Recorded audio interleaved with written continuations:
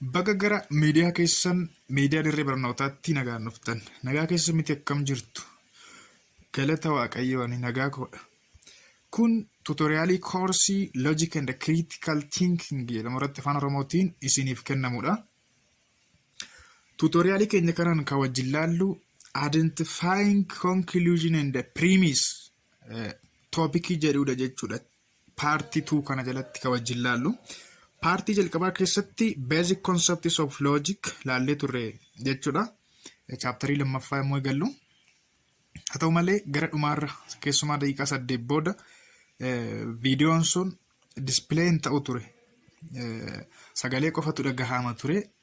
Isinis koomentii naaf barreessitanii turtan namoonni baay'ee yaada naaf laattanii turtan ulfaadha yaada akkasii dogongorri yoo jiraate waan itti deemu waan irratti jiraate akkuma kana informiin godha hin argine dhugaa dubbachuudhaaf utuu hin beekiniin upload godhe jechuudha. Yemmuun edit godhuudha kan akkas ta'e dogongorri kan uumame ani akkuma gaariittiin hojjedheen ture waraabeen ture yemmuun upload godhu yemmuun edit godhuudha natti fakkaata dogongorri sun kan uumame. Sagaleen amma dhumaatti iyyuu dhagahama garuu viidiyootu displee hin ta'u ture jechuudha. Kanaaf ishee sana al takka irra deebinee rivuu goonetu tuutoriyaalii keenya irratti darbina. Argumentiin egaa loojikiin jechuudha primary focusing isaa argumentiidha jenneerra. Argumentii is the primary focus of logic. Loojikiin jalqabatti kan inni wajjin wal qabatu. Kan irratti xiyyeeffatu waa'ee argumentii jechuudha. Argumentii jechuun maal akka ta'e laallee jirra jechuudha. Argumentii jechuun argumentii is a group of statements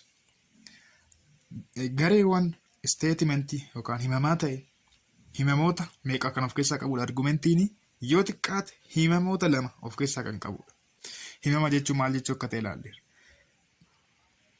Himama jechuun maal jechuu akka ta'e paartii jalqabaa keessa ilaaluu hin dandeessu. Argumentiin egaa himamoota xiqqaate himamoota 2 of keessaa qaba. Himamoota 2 kana keessaa inni tokko conclusion yookaan guduunfaadha jechuudha. Conclusioniin tokko ol ta'uu hin danda'u wanti isin jala murtanii beekuu qabdan conclusionii tokko qofa of keessaa qaba argumentiin. Piriimisii garuu tokkos qabaachuu danda'a tokko ol qabaachuu danda'a. Piriimisii lakkoofsa hin qabu yookaan immoo limit gochuu daangaa kennuuf hin dandeenyu piriimisii tokkoo fi tokko ol qabaachuu danda'a. Piriimisii yookaan sabragaa jedhuun afaan Oromootiin sabragaa jedhama. Sabragaa tokkoo fi isaa ol of keessaa qabaachuu danda'a. Conclusionii garuu tokko qofa of keessaa kan qabudha. Argumentiin jechuudha. Kanaaf argumentiin group of statementiidha. Statementiin kun immoo bakka lamatti kan qoodamudha. Piriimisii yommuu ta'u inni lammataa conclusioniidha jechuudha. Piriimisiin hojiinsaa akkuma jenne egaa claim that statement attempts to justify piriimisii keessatti ragaa dhiyeessina jechuudha. Waan tokko claim yookaan waan tokko dhugoomsuuf yommuu deemnu yookaan disprove gochuuf ta'e prove gochuu yommuu deemnu evidensii kan of keessaa qabatu sanatu piriimisiidha jechuudha. Sorry ishee kana piriimisiidha. Claim that the statement attempts to justify. Isheen sun conclusionidha jechuudha. Wanti nuti dhugoomsuuf deemnu suni. Therefore, an argument always composed of premise and conclusion. Well, mee fakkeenyaa fi argumentii Oromaan gadii kana ilaallu. Argumentii kana keessatti all Ethiopians are Africans. Piriimisiidha inni kun piriimisii jalqabaati. Tsiyoonaawitis aan Itoophiyaan piriimisii lammataadha jechuudha. Conclusionii kan nu ta'u egaa therefore Tsiyoonaawitis aan African. Jalqabaa Itoophiyaanonni hundinuu Afrikaanota jenneerra. Tsiyoonaawiit immoo Itoophiyaadha. Kanaaf Tsiyoonaawiit eega Itoophiyaa taate Itoophiyaanonni hundi Afrikaanota eega ta'anii Tsiyoonaawiit Afrikaawidha jechuudha yookaan Afrikaadha jechuudha Tsiyoonaawiit. Well, kanaaf isaan kun lamaan piriimisii yommuu ta'an kanaaf tokkichi kun conclusionidha. Some Africans are black. Zalaalemis African. Afrikaanonni muraasni gurraacha. Zalaalem Afrikaadha. Therefore, Zalaalemis black. Kanaaf Zalaalem gurraacha jenna. Amma argumentii kana yommuu ilaaltan Afrikaanota muraasatu gurraacha. Zalaalem ammoo Afrikaadha. Kanaaf Zalaalem carraa gurraacha ta'uu dhabuu danda'a. Adiis ta'uu danda'an beekamu. Garuu inni kunis pirimisii lama yookaan sabrageessa lamaa fi konkluuzinii yookaan guduunfaa tokko of keessaa qabaachuu isaa argitu jechuudha. Bal'inaan kan wajjin laallu ta'a waa'ee gosoota types of argumentii jalatti jechuudha. Kamtu inductiveidha, kamtu deductiveidha waan jedhamu. All crimes are violation of law. Hanni hundu yakki hundu seera cabsuudha. Theft is a crime. Hatuun yakka. Therefore, theft is a violation of law. Kanaafuu hatuun seera cabsuudha. Kun primisiidha. Kun ammoo conclusionidha jechuudha. Some crimes are misdemeanor. Yakkoonni tokko tokko yakka salphaadha. Misdemeanor jechuun yakka salphaa jechuudha. Yakki gosa baay'ee jira. Filoonii kan jedhamu yakka cimaadha. Gosa yakkaa keessaa misdemeanorii jalatti yakkoota sasalphoo jedhamanii kan ramadaman jiru. Seera keessatti hin barattu yoo seera joo hin gootan yookaan akkasumatti hin beektu ta'a jechuudha. Murder is a crime. Ajjeesuun yakka. Therefore, murder is misdemeanor. Isheen kun conclusionidha. Ajjeesuun yakka salphaadha jedhee conclude godhe jechuudha. Kanaaf as keessatti primisii fi conclusionii madda baafachuuf jechuudha. Amma kan nuti ilaalaa jirru. Kanaaf egaa argumentii tokko keessatti primisii fi conclusionii akkamitti adda baafanna waan jedhamu ilaalla jechuudha. Paartiin keenya kan irratti xiyyeeffatu isa kanadha. Kana akkuma riiviiwutti yookaan isa darbee keessatti viidiyoon dispilay waan hin gooneefini sinkiise jechuudha. Argumentiin tokko egaa primisii fi conclusionii of keessaa qaba. Conclusioniin kam? Primisiin immoo kami jennee akkamitti adda baafna waan jedhamu ilaalla jechuudha. Logic evaluates and analysis argument akkuma beeknu. Logikiin argumentii gama yookaan xiinxala. Hin gamaggamas hin xiinxalas jechuudha. Evaluates and analysis argument. Important tasks in the analysis of argument is to distinguishing premises and conclusion.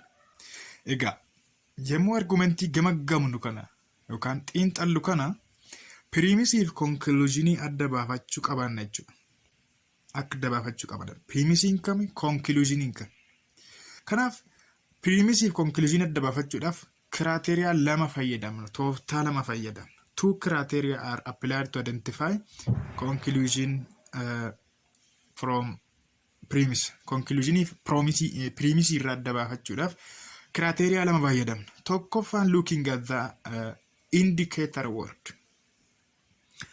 Jecha argisiiftuu kan jedhamtu jira yookaan indicator word kan jedhamtutu jira. Ishee sana laaluudhaan kun primisiidha, kun conclusionii jennee adda baasuu hin dandeenya jechuudha. Indicator word lamatu jira akkuma jenne. Premise indicator word kophaatti jiru. Conclusion indicator words warri jedhaman kophaatti jiru jechuudha. Fakkeenyaaf since, because, as indicated by, maybe, inferred from, owing to, as, much as, in that, for the reason that, given that, seeing that warri jedhan kun premise indicator wordidha. Argumentii tokko keessatti egaa warri kana booda dhufu jechuunis wordiiwwan kanneen booda argisiiftuuwwan kanneen booda kan dhufu argumentii tokko keessatti primisii ta'uu isaa barraa jechuudha. Conclusion indicator words warri ta'an ammoo therefore, hence, so, wherefore, accordingly, whence warri kun hundi isaanii conclusion indicator wordidha. Kanaaf kanneen adda baafachuudha qabaanna. Badaa shamaddaduu hin barbaachisu. Yeroo baay'ee kan dhufu therefore'idha. Fi since, because warra kanneenidha. Yeroo baay'ee kan nuti fayyadamnu jechuudha. Isaan kun reelliidha warri kaan kan fayyadamnu. Kanaaf premise indicator word laalleema jechuudha. Adda baasuu hin dandeenya. By the way, isaan qofa laaluudhaan immoo adda baasuun yeroo itti ulfaatu jira. Kana wajjin laallu ta'a yeroo tokko tokko ulfaataadha. Indicator word qofa laallee kun primisiidha, kun conclusionidha jechuudhaaf yeroo itti ulfaatutu jira. Darbees immoo yeroo hin qabnetu jira. Argumentiin tokko premise indicator word of keessaa dhabuu danda'a jechuudha. Yeroo sana gaa irra kanna jechuudha. Yeroo sana immoo tooftaa biraatiin adda baasuu dandeenya jechuudha. Fakkeenyaaf argumentii kana ilaalame. Women are mammals. Dubartoonni hoosiftoota. Zannabachis a woman. Zannabachi dubartiidha. Therefore, zannabachi is a mammal. Kun conclusion indicator wordidha. Zannabachi is a mammal. Zannabachi hoosiftudha jechaadha jechuudha. Kanaaf therefore booda kan dhufe conclusion ta'a adda baafannaa. Conclusion eega barree immoo conclusion tokko qofa qaba waan ta'eef argumentiin tokko warra afaan hunduu premise ta'u jechuudha. Premise lama qabna jechuudha as keessa. You should avoid any form of cheating on exams because cheating on exam is punishable by the Senate legislation of the university. Qorumsa irratti hanna kamuu yookaan namarraa garagashuu kamuu dhiisuu qabdaadha. Yoo kana hin goota because kan jedhu argitaniitu because cheating on exams is punishable by the Senate of legislation. Because in premise indicator wordidha laala. Premise indicator wordidha. Kanaaf because hordofee kan dhufe kun premise ta'a jechuudha. Premise ta'a inni kun jechuudha. Premise argadda baafannee egaa isheen kun you should avoid any form of cheating on exams kan jettu kun conclusion keenya taati jechuudha. Isheen kun conclusionidha. Because hordofee kan dhufe immoo premise dha. Sababni isaas premise indicator wordii because jettu kan hordofee waan dhufeef. Akkuma kanatti warra afaan fakkeenya warra afaanis laaluu hin dandeessu jechuudha. Well, lammaffaan inferential claim laalla. Inferential claim laalla. Keessuma yemmuu indicator wordii hin qabu ta'e argumentii sun inferential claim ilaaluudhaan kun premise dha kun immoo conclusion dha jennaa jechuudha. Inferential claim jechuudha. It refers to the reasoning process expressed by the argument which exists between the premise and the conclusion of arguments. Mache yoomi jechuudha argument tokko yemmuu dhiyeessinu egaa linkii wayitiitu jira. Premise fi conclusion gidduu hidhatatu jira jechuudha. Linkiin suni inferential claim jedhamti. Linkiin eessatti argamtu? Linkiin premise fi conclusion gidduutti argamtu jechuudha. Yemmuu reasoning processii keessatti jechuudha yookaan sababeessuu keessatti adeemsa sababeessuu keessatti linkiin premise fi conclusion gidduutti argamtu inferential claim jedhamti. Well, use this if an argument contains no indicator words at all. Keessumaa argumentiin sun ka indicator wordii of keessaa qabaachuu dhiisuu danda'a akkuma isiniin jedhe. Yeroo sana maal fayyadamna inferential claim. Namichi kun maal jechuu barbaada? Arguerii yookaan sababeessaan kun yookaan maal barreeffamni isaa kun maal jechuu barbaadeeti jennaga. Achi keessa waa lama gaafanna waan sadi gaafanna. Jalqaba irratti which statement is claimed to follow from? Statement yookaan himama kam hordofee dhufaa jira. Statement kamtu kam hordofee dhufaa jira. What is the arguer trying to arrive at or prove? Arguerii yookaan sababeessaan kun maal prove gochuudhaaf yaalaa jira jennee gaafanna jechuudha.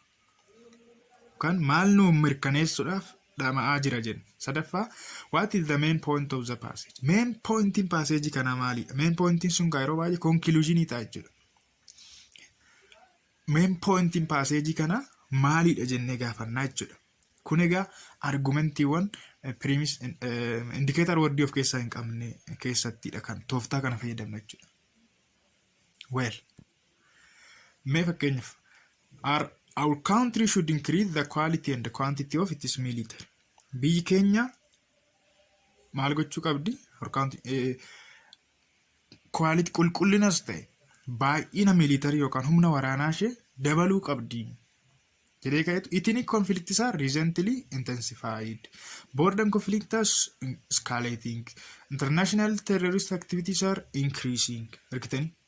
Maal jechuu barbaade namichi kun walumaa gala jennee gaafanna jechuudha. Yookaan maal prove gochuudhaaf dhama'aa jira.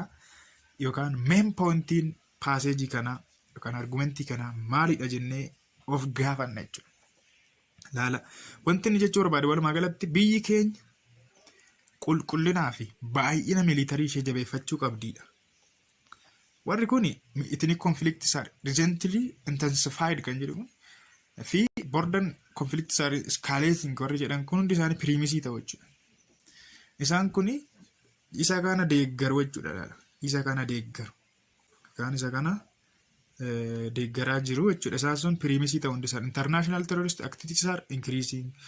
Sababii biyyi keenya qulqullinas ta'e baay'ina militarii jabeeffachuu qabduuf walitti bu'iinsi biyya keessaa waan jiruuf, lolli waliin civil war, intili konfliktii waan jiruuf, border konfliktii waan jiruuf, walitti bu'iinsi daangaa waan jiruuf, shororkeessitoonni waan babal'achaa baay'achaa waan jiraniif, kanaaf miilitarii ishee jabeeffachuu qabdi dhibbitii wanti inni ajjaaru. Kanaaf main point isaa adda baafachuu qabna jechuudha. Well, gaa fakkeenya kana lamaanis itti dabaltanii ilaaluu hin dandeessu sin. Fakkeenya lammaffaa keessatti jechuudha, socialized medicine is premise jalqaba. Socialized medicine result in a reduction in the overall quality of medical care available to the average citizen. Socialized medicine may very well bankrupt the federal treasury. Therefore, socialized medicine is not recommended. Jenne conclude goona jechuudha. Ijoosaa yookaan hima ijoosaa as keessa adda baafannaa. Main point isaa jechuudha kan paaseejii kana. Kunniin hundi isaanii ajaa'ibota jechuudha. Pirimisiin as keessatti dhiyaate kun ajaa'ibota. Fakkeenya sadaffaas akkasumatti ilaaluu hin dandeessu.